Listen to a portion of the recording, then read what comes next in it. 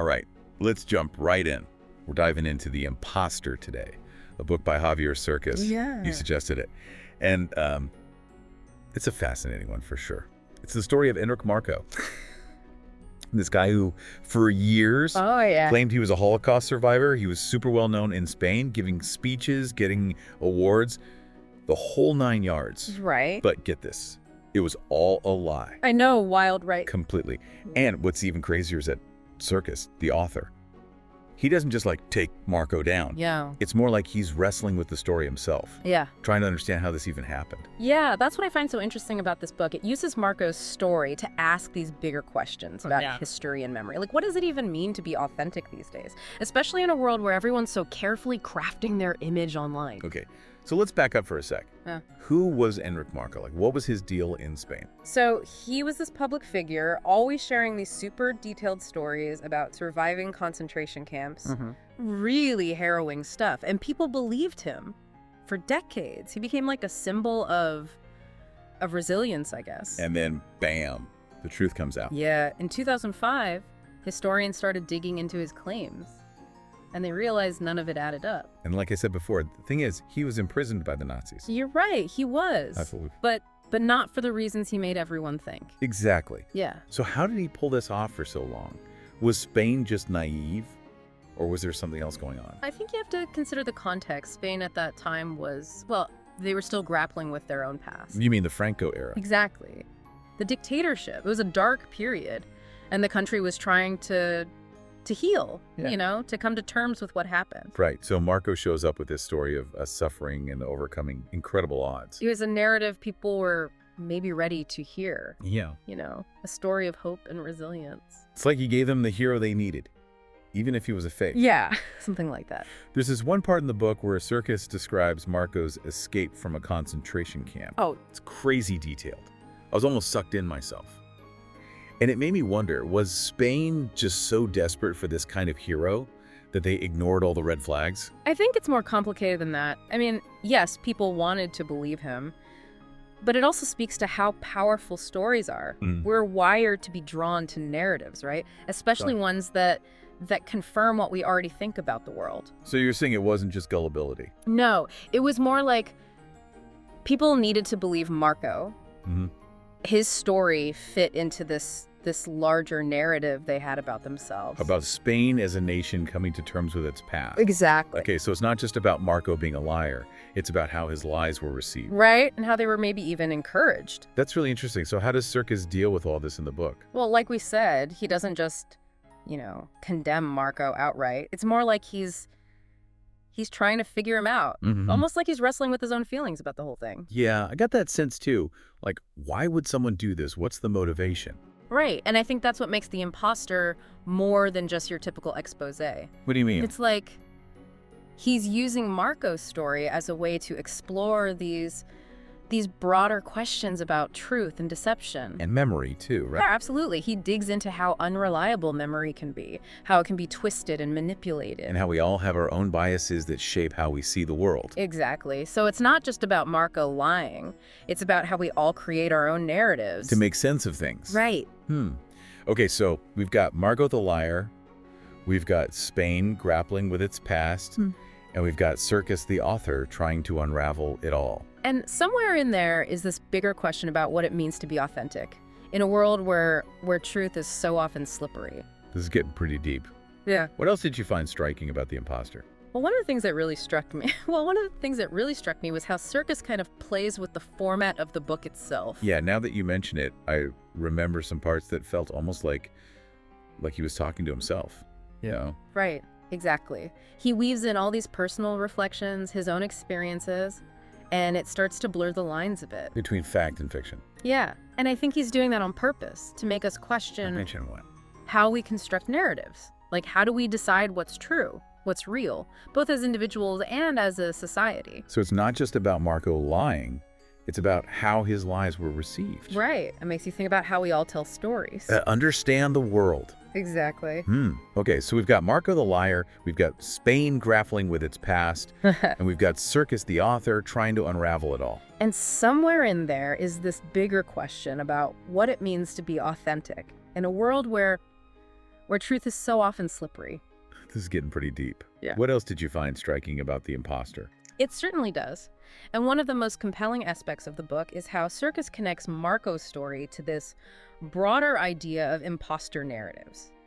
It's not just about Marco's individual deception, it's about how we, as a society, might be susceptible to creating and believing in narratives that aren't entirely true, especially when those narratives reinforce what we want to believe about ourselves. That's a really provocative idea. Are you saying that we all have these imposter tendencies to some extent? I think Cercas is suggesting that it's a human condition we need to be aware of. The need to create a narrative that gives our lives meaning, even if that narrative is partly or even wholly fabricated, is a powerful force. And it's not always about malicious intent. Sometimes it's about coping with trauma, filling in gaps in our memory, or simply presenting a more palatable version of ourselves to the world. You know, as you're talking, I'm thinking about how the imposter isn't just a straightforward account of Marco's deception. Cercas really digs into the historical context, the political climate of Spain at the time, and even his own personal struggles with memory and truth. It adds this really fascinating layer to the story. That's what makes the book so brilliant. Cercas doesn't offer easy answers or simple judgments. He's grappling with these complex questions right alongside the reader. He even admits to having his own biases and preconceived notions about Marco, which he then challenges throughout the book. It's like he's inviting us to question not only Marco's narrative, but also our own narratives about history, about identity, and about the stories we tell ourselves and others. It's making me think, how do we, as readers or as consumers of information, become more discerning about the narratives we encounter? That's the million-dollar question, isn't it? And Cercas doesn't provide a step-by-step guide, but he does emphasize the importance of critical thinking. He encourages us to question assumptions, consider multiple perspectives, and be wary of narratives that feel too neat or too good to be true. So it's not about becoming cynical or distrusting everything we hear, but about engaging with information more actively and thoughtfully. Exactly. It's about recognizing that history itself is a narrative, constructed and reconstructed over time. It's not a fixed objective truth, but an ongoing process of interpretation and reinterpretation. So even when we're dealing with something as significant and well-documented as the Holocaust, there's still room for different perspectives and interpretations. Absolutely. And that's not to diminish the horrors of the Holocaust, but to acknowledge that our understanding of the past is always evolving as new evidence emerges and new voices are heard. And that's where the imposter really challenges us. It forces us to confront the uncomfortable reality that even the most horrific events can be subject to manipulation and distortion. I'm starting to see how this book goes far beyond just one man's lies. It's about the stories we tell, the stories we believe, and how those stories shape our understanding of the world. And it raises some important questions about our own roles in perpetuating or challenging those narratives. Think about how readily Marco's story was accepted and celebrated. It speaks to a collective desire for heroes, for narratives of resilience and redemption, even if those narratives are based on fabrications. It's almost as if we're all complicit in some way, both in creating and consuming these imposter narratives. I think that's a valid point. But by becoming aware of these tendencies, by cultivating critical thinking skills, and by engaging in open and honest dialogue, we can start to challenge these narratives and create a more nuanced and informed understanding of the world around us. This has been such an eye-opening conversation. I'm realizing that the imposter isn't just about exposing one man's deception. It's about holding up a mirror to society and asking some tough questions about how we construct and consume narratives. Yeah. What are your final thoughts on the book and its implications? The Impostor is a powerful reminder that truth is often more complex and elusive than we might like to believe. It encourages us to be critical thinkers, to question narratives, and to acknowledge that our own perceptions are shaped by biases and preconceived notions. It's a book that stays with you long after you finish reading, prompting you to examine your own assumptions about the world and the stories you choose to believe. I couldn't agree more. And for anyone listening who's interested in exploring these ideas further, I highly recommend checking out The Impostor by Javier Cercas. You're in for a thought-provoking journey. Yeah, it really is a book that just makes you think about, well, everything, really. That's Cercas for you. There's this one line that really got me thinking. He says, memory is not the past, but its echo. Ooh, wow. What do you make of that? It's a powerful image, isn't it? I think what he's getting at is that, well, memory isn't this perfect recording of what happened. Right. It's more like a distorted reflection shaped by time and our own perceptions. So you're saying our memories aren't reliable? I think we have to acknowledge that they're influenced by all sorts of things. Our emotions, our biases, even things we've been told about the past. So then how can we ever know what really happened? That's the challenge, isn't it? And I don't think Cercas claims to have the answer, but he definitely makes us aware of the problem.